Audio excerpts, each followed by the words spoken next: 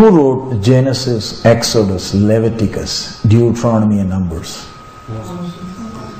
Who wrote? Moses. Right? Yeah. That's what we say. And that's the problem. For us, it is God who wrote it.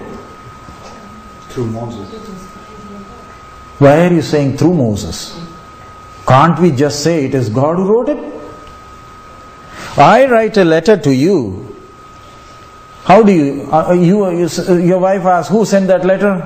You don't say, Brother Matthew took a pen to write this letter.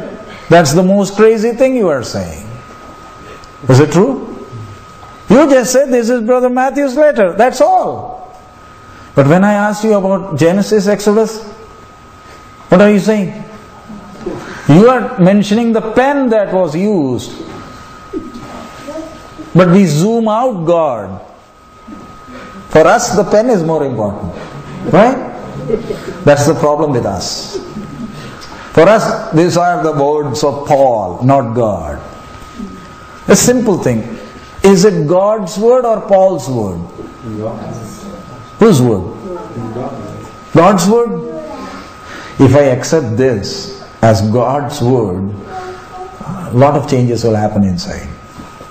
For many, these are the views of Paul. These are the views of Moses. These are the views of David. They were just pens or ball pens in the hands of the Creator. These are not words that David is writing. It's the Spirit of God writing through them. Is it true? Yes. But it's hard for many of us to accept it. He said, David wrote, the Lord is my shepherd. No. It's the Spirit of God inspiring David to write it. Is it true? Can I accept it? But we think it's David who wrote it and God blessed it. No. It's Spirit of God that inspired David to write these words. Now when you open this book, what are the first words of God to us? When you open this book, how does God start talking to you? In the beginning? Can you read that? Genesis 1:1. Genesis 1:1. Yeah. Can you read that? In the beginning, God created the heavens and the earth. So, when you read that, it appears it's Moses writing. It's in a third person. So we think it's Moses writing. And was Moses there in the beginning? He was sitting there by God's side and writing all that was happening. He was not even there. But then, a simple thing. Why does God start His conversation with us with these words?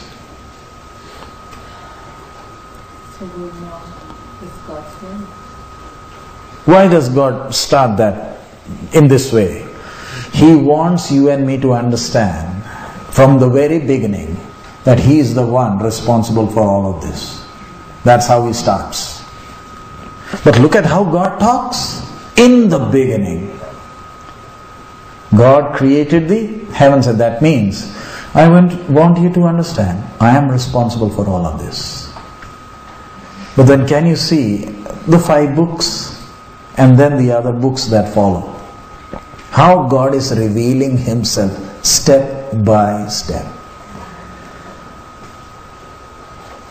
Why step by step? Because man cannot grasp with his limited wisdom. He cannot grasp this great God. Just to give you an example, there is a laptop in front of you, or you have the phone. Can you imagine what all this machine can do? Small phone can do a whole lot of things. Then if the small thing can do this much, can you imagine who God is? He He's just one and He manages the whole thing. And we compare Him with a man who is tired, who gets fed up, who gets irritated, who is growing old, who has a back, who has only 2 eyes, who has only 2 hands. So we need to understand, study the Word to know how awesome He is.